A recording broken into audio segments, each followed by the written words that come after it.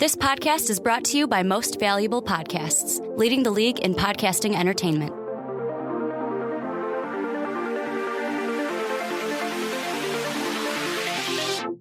Welcome in, my friends, to another episode of Behind the Pen. My name is Mike Rankin, and today we have a full boat on tap for you today because I have Ricky Widmer. What's up? And Dave Oster. Hey, guys. Oh, it's a pleasure to have both of you on Behind the Pen, especially Dave. It's great to have you. Ricky, not so much. Yeah, I was here last week. Ricky's like a permanent attachment right now. Yeah, I don't know why he keeps coming back. Why, whatever. No, I live here now. All right. He does live in the station. We have a lot to talk about today, so I'm going to speed through the necessary things that I have to get through and stuff. So patreon.com/Most Valuable Podcast. Become Show us one. you love us. Exactly. Donate. We appreciate your time. We will entertain you more so than we already do. Twitter @MostValuablePod. Sean Anderson does a great job of running it. Gets all of our stuff up to date, so stay tuned to that. Most importantly, YouTube. Most Valuable Podcast. Subscribe to our channel. We're doing our best to entertain you. And today, what do we have on tap? Well, of course, Chicago Bears football, because it's Behind the Pen. We don't talk about anything other than Bears football. And I see Dave just shaking his head right now because I feel you, man. It's been rough. It is not an easy season to be a Bears fan. It's really, honestly, it really isn't ever. But this year specifically. Really, thank you guys for asking, by the way. 2-0 feels great. Anyway, moving right along. How's your knee feeling? I got to stretch out my knee a little bit over here. All I hear is 2-0. Where's your blind all side? All I hear is 2-0.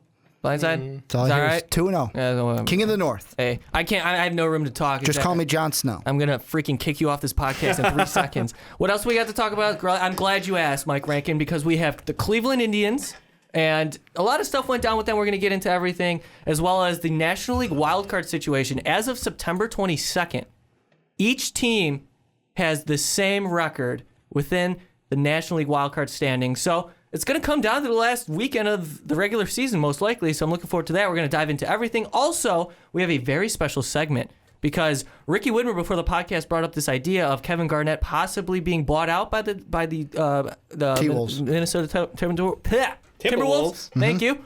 And you know what? He would be eligible to be in the Hall of Fame in 2020. So we're going to have this argument. Is the potential class of Kobe, Duncan, KG better than Jordan, Stockton, and Robinson? So stay tuned for it all on blogtalkradio.com. But let's get into our first segment with the Chicago Bears. And they're just coming off of an embarrassing loss, Dave, on Monday Night Football in front of everyone. Prime time. You know, the Bears always live up on prime time. It makes me sick to my stomach, and I would love to have a conversation where we don't base it solely on Jay Cutler's performance, because honestly, Jay Cutler is not the main reason why this team is bad. Whoa. You're going out there on a limb and going against all of the media in the world saying that Jay Cutler is the problem. Yes.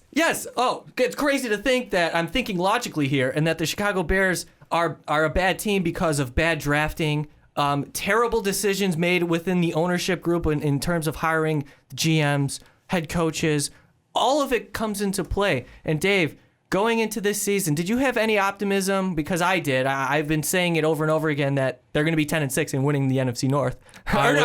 Winning a wild card spot. I was sort of the guy laughing at you because I figured this is a 5-6 win team. Fair enough. I was the guy that said we'd have 3 NFC North teams in the playoffs, but the Lions are still proving me right because they're going to take the Bears spot. Look, a couple years ago, me and Mark were super high on the Bears, Super Bowl, Super Bears, but I think I learned my lesson of disappointment at that point. I blame, and I hope he's listening no more bold to this. Predictions. I blame Mark Weber.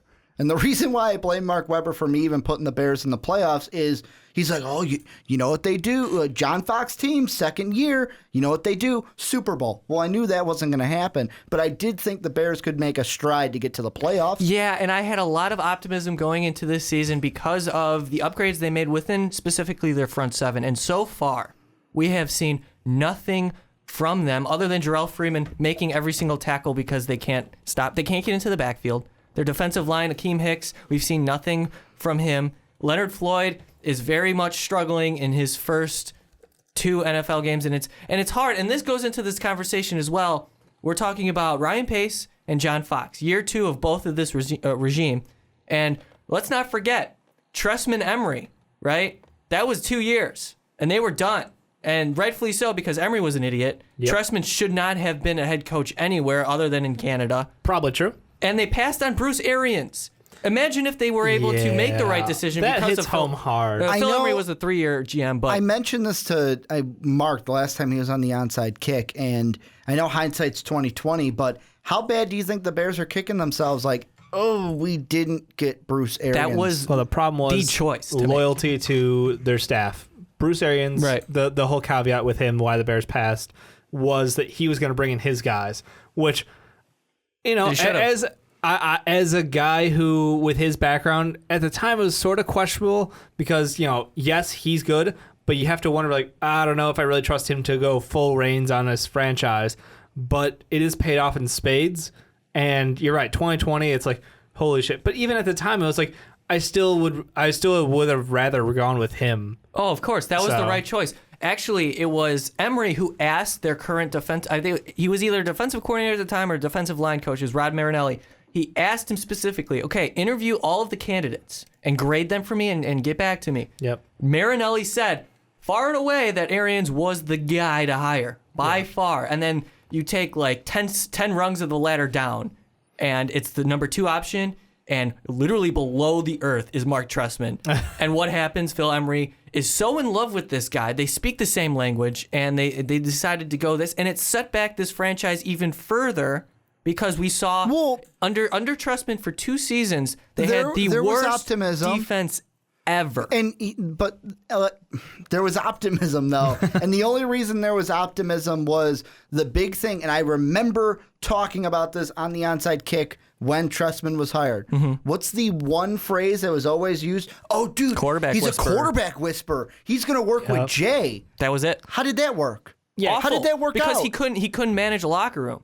Yeah, he was a pushover as a coach. And again, Jay needed a strong guy behind him. And we saw that when Jay peaked and he had the right guy, but we let him walk. Money's money. We understand at the end of the last year, you did a good job, but go get your paycheck somewhere else, which was just outright insulting. That's a very good point because we know that Jay Cutler's the type of quarterback who can't work with specific people. We saw it with Mike Martz. Oh my God, that was a disaster. Mike Tice as well. 9-step drop. With no offensive line. He was getting sacked 7 times in the first half, and they still, it was ridiculous. But yeah, he had a great relationship with Adam Gase. But at the same time, going into that season, the Chicago Bears already knew. And as we progress into this conversation, this is already when the Bears moved past Trestman and Emory. They decided to bring in a young GM in Ryan Pace. They decided to hire John Fox, a guy who's good at rebuilding organizations, who knows what it takes to take a terrible team and make them competitive again. And going into that season with Adam Gase last year, they assumed he was going to walk away after working with the Bears. We were pretty happy with ourselves for getting Adam Gase because we're like, we got a steal. This guy's fantastic. And you know what? He turned it up for us, and our offense was moving the ball. It was pretty fluid, and I feel like there should have been just way more effort to keep him here. Yeah. I mean, I don't know what it would have taken, but and I was having this conversation with Brandon and Sean actually earlier today when they were recording our NFL previews for this week. It's a theme of the Bears that I've seen where, and I kind of see this as a problem of, you see it with Brandon Marshall, but with him it was a trade. But you see it with Matt Forte. You see it with Adam Gase, where it's basically, we don't want to either negotiate to keep you here, or we don't want to give you your money, so go earn it somewhere else. Each situation is different. I know every situation is different, but there are reasons to justify each move, and I quite honestly, I agree with the Brandon Marshall decision. I agreed with the Matt Forte decision. I was okay with Adam Gase leaving because I felt like Dowell Loggins was wow. But eventually, I was okay with it because I understood that Gase was going to get a head coaching job elsewhere. But eventually, it comes down to, for me, and this is me looking as an outsider in, not being a Bears fan. If I was a Bears fan, I'd look at it like, are we going to fight to keep anybody, or is it basically you can leave when you want? Well, it's John Fox taking over the roster. That's what happened. We let talent walk, and talent is producing elsewhere in spades, and it hurts me every time. Watching the Jets play, I'm like, there's Brandon Marshall making another ridiculous catch. There's Brandon Marshall doing this. And there's Matt Forte renewing himself. I know you guys don't want to hear it right now, and I'm not saying this to be a low blow, kicking you when you're down. Alshon Jeffery could be another one that you see playing somewhere else. Absolutely. No, it's the honest truth. And the Bears have made it clear time and time again they're not willing to pay top talent. Well, look at how they've treated Alshon. I know Alshon's not perfect. Oh, Alshon needs to earn that contract. But look at how even the Bears have treated Alshon through the process so far. What do you mean? He hasn't earned anything. Yeah, he's been hurt. It's one of those things where... He hasn't stepped up and played a full season and been a dominant wide receiver one. We're not paying him wide receiver one money. I still think it's one of those things where you got to realize what you have, though. And I know he hasn't. I think they understand the type of talent he is. Yeah, he hasn't produced, but and this is something I want to get into later when we bring up Ryan Pace, because I have kind of some bitching to do to Bears fans that are throwing him under the bus. I look at Kevin White and I see, do you really want that to be your number one wide receiver right now? Because it looks like he can't run a route. He can't even play the slot. He can't run a route. He can't run a route. But we knew that coming out. So basically, look where he went to college. So basically, Eddie Royal, good point. He went to West Virginia where they just, you can run straight down the field, right? Yeah, I was going to say. Tavon Austin. Yeah, from not the Rams. only Tavon Austin, just a list of wide receivers who athletically gifted freaks of nature, but they can't actually play the wide receiver position, unfortunately. There was a lot that goes into this Bears conversation, and Kevin White, honestly, so far is underwhelmed. And there's really not much confidence developed within the coaching staff and Kevin White. But as we move forward into this Bears conversation, you brought up Ryan Pace. I want to talk about Ryan Pace real quick. Look, this is his second year in this regime, and really, is it him making all of the calls? No. I'll tell you that flat out right now. It's John Fox. John Fox has totally revamped this team. We already talked about it. We talked about Brandon Marshall leaving. We talked about Matt Forte leaving. We talked about Martellus leaving. But the thing that's most important with Ryan Pace, and it kind of upset me today because it's one of those things where you see it on your Facebook feed and you're like, okay, I know this is one fan bitching about it, and it was like a get him out of town, we're not good. And you know, like, oh, that's one person. But you also realize, I saw a post today that they wanted to fire Ryan Pace. Yes. What? That it's his fault. Then we're going to be the Cleveland Browns. It's his fault. Yeah. And you want to know what I want to say to that? Not just this draft class, which I thought, and we all thought was really good. I liked it a lot. Look at last year. You look at, I know Kevin White's 5 players are playing on this roster right now. Kevin White, he's not performing, but he's playing. Eddie Goldman, playing. Gersu was supposed to be your starting center before he got hurt. Jeremy Langford, your starting running back. Unfortunately. Amos, he's a starter. Yep. That's 5 players out of your 6 that are starting. Right. And you hit on. And Amos and Langford, 4th and 5th rounders. And we're talking about this draft this year as well. There's a lot of players coming out and getting time on the field, and we're seeing that they can play. Floyd, Whitehair. The question, the conversation we have to have is, okay, Ryan Pace's last 2 draft picks in the first round, they were high draft picks. 7 and 10 or 9, I believe. But they traded up. They traded up. They were at 11, and they traded up to get their guy that they wanted, Vic Fangio's guy. Maybe it wasn't necessarily Ryan Pace who wanted to draft Leonard Floyd, but he put his faith in John Fox and Fangio and the way they're trying to develop this roster. Yeah. And look, to be quite honest, these guys are wait-and-see projects. Yeah, I mean, we knew coming in that Floyd needed a lot of growth in our system because it is a system change. He is playing a different role than he's used to. And he's undersized. And that's one of the big things. He got off in college based off of his athleticism, speed, his spark right off the get-go. Like, that's what made him a special guy. In the NFL, you're not going to have that leg up on guys necessarily. They're going to be usually bigger than you by quite a bit now. And some of them have a really good kick step, and you're not going to be able to get around the edge that quickly on them. So, look, I see the potential in him, but he doesn't have the impact of a top 10 pick yet. I mean, we watched a lot of these guys already in 2 games prove that, yeah, that was a good pick. That was worth it right there. Right. I can't say that about him. So as we continue this conversation, we're coming to an end of it. We're not going to keep you all day with it because bashing the Bears is easy at this point. But can I throw out one last thing? Yeah. And I want to ask you guys this because I know I've thrown this out in our text message group that we have. How much time do you give John Fox as head coach of the Bears? I actually was about to bring that up. Thank you for segueing it perfectly. How much time do you give him? Because right now on my computer, I'm looking at guys that you could look at for head coach next year. I'm not saying fire him this year, but I'm saying there are some pretty good candidates out there. No, that's absolutely true, and you can't give John Fox a pass here. But again, it's only 2 games. He's had 18 games under his belt as a Chicago Bear.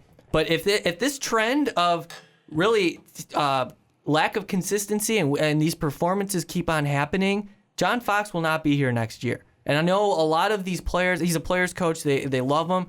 He gives the media nothing. Mm-hmm. He doesn't care about the media. He doesn't care about the fan. Which I'm fine with if they actually produce. Right, but they're not producing. Yeah. And they're not. It doesn't look like they're playing. Can I throw a name out there? And this might not be a sexy name, but it might be a name, and this is one where I'm kind of saying go back to your roots a little bit. Sean McDermott. And the reason why I'm saying that is who's his coaching tree right now? Who's his head coach that he's under in Carolina? Ron Rivera. Rivera. Former Bear. Go back to your roots. Defensive coach under the Rivera tree, who you did have as defensive coordinator before he went to Carolina. There's going to be plenty of speculation of You whether can get Rex Ryan. of whatever. You can get Rex Ryan. Yeah, Imagine. Don't, but you could. Imagine. And Dave, you pointed to Jimmy Schwartz on my computer screen. That was mostly a joke. Jeez, no bad. May the Schwartz be with you. May the Schwartz be Absolutely with you. Jesus Christ. We could be no. undisciplined and stupid if we want to play for him, but No, I'd say we just roll the dice. I mean, look, I honestly think that as a head coach, Fox has done okay. Right. I think he needs time. He's not. I He's think not you a have good. to give him this year, and if they put up performances like we saw this past week, fine, run him out of town because I can't watch that shit for Right. 14 more weeks. But if they put together 5 wins and there's a semblance of hope, and you see one of the best things in our situation, bad and good at the same time, is the fact that because of all these injuries, we get to see more players, which is great because right now we are a team rebuilding. We have to admit that this was not a retooling year. This was Right. a rebuild. It's not the White Sox. Or the Bulls. Jesus Christ. Speaking of retooling, look, rebuilding, we got to come to the conclusion, and whatever your stance is on the quarterback situation in Chicago, me personally, I don't think Jay Cutler's as bad as you guys think. I just think he's a victim of an awfully run franchise who can't give him the right personnel, but we're not going to have that conversation. But I think it is the beginning of the end in Jay Cutler's tenure here in Chicago. Can I throw one thing out about Jay Cutler? You're going to anyway. Who's the one quarterback right now in the NFL that plays in the same division as Jay? Wow. When we come when we come to like when people start talking about tiering quarterbacks, who do we Stafford. say bingo? That is a replica of Cutler. Cutler's biggest problem, he plays in Chicago. It's bad. Because you look at Stafford, yeah, he's got the talent. Yeah, you can say, oh, well, he had Megatron, it's easy. Yeah, he hasn't won anything. But do we say Stafford's a bad quarterback? No, because he's in Detroit. Cutler Dying in Detroit when Cutler has one of what we're the third biggest media market Correct. in the United States. A Cutler conversation will be had, but not right now. But I would like to throw this Check out the there. onside kicks Cutler conversation. Maybe. Yeah, I mean, unfortunately, I those don't- fans will lose out on Rank Daddy and myself's opinion. I don't endorse that conversation. I wasn't there for it. If I was, I'd probably get really heated. Well, I was. So I'm endorsing it. Especially, well, with you there, I would have been heated. But all right, final topic as we wrap up this Bears conversation. I just want to talk about, look, if this Bears team goes 3-13, 4-12, 5-11, and they have If I was a Bears fan, I wouldn't be mad at they that. have a top 5 draft pick this season, you look at the quarterbacks available, and I think now's the time to either draft high or draft a quarterback high or draft a quarterback, period. Because the last 2 I round don't pace think you have drafts, to draft one high, though. well, yeah, because there's so many positions of need. But if there's a chance of getting like a Deshaun Kaiser, Deshaun Watson, I'm gonna throw something on. This could all change with how players rise and fall off the board. But there's one quarterback that I think. yeah, there's tons of time. for that, One too. man. He's going to be To one rule of them the- all. He's going to be one of those quarterbacks where it's like, wow, he's a really good quarterback, but no one's looking for him in the first round, and that's Chad Kelly, especially. He's a Cutler replica. Especially if his what you Rebel wanna hear. team loses some more games. I wouldn't say he's a Cutler replica. Oh, the power arm is similar. But I think what the Bears can do, let's say you go 3-13 like you said, you get a top pick. No, I hope not. I'm telling you, God. if Leonard Fournette falls to your lap, you take him and then take a quarterback in the second round. That's another thing. Draft conversations. It's gonna be varying. Especially like we're 3 weeks into the college football season, entering week four. Entering week four. So there's gonna be lots of different players on the board. So I'm gonna hold off on draft talk until And I maybe know Bears fans are probably like, you know what you're talking about? We have Jeremy Langford. Yeah, I would take Fournette over Langford. I'm sorry. Well, whatever. That's your opinion. But as we look at the current situation in the state of the Bears, other options besides drafting a quarterback like Kaiser, Watson, even, what is it, Kaya from Miami. Kaya. There's Jimmy Garoppolo that you could possibly work out a trade for, but I doubt because the He's Patriots... going to stay in New He's England. got a pretty good situation over there. Right.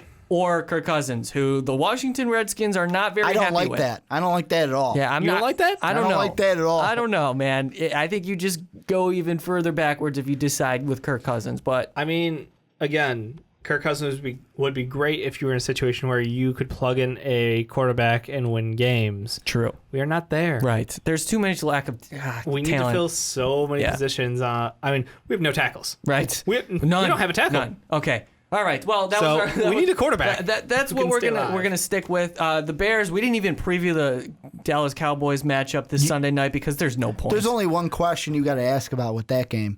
You like Dak? Oh God. You like Dak? And that's another thing. The Bears had a chance to draft him, and yet they chose 3 different players in the 4th round instead. And here's the thing with drafting a quarterback, though, if you drafted a guy like Dak or like any quarterback, they're gonna try and is run high, Cutler out of town immediately. No. That quarterback isn't. But all the fans that's what would. I'm saying. Right, that's what I meant. It's like as soon as Cutler makes that first interception, we're having an Orton Tebow situation. All right, Chicago Bears talk. It's a lot of fun.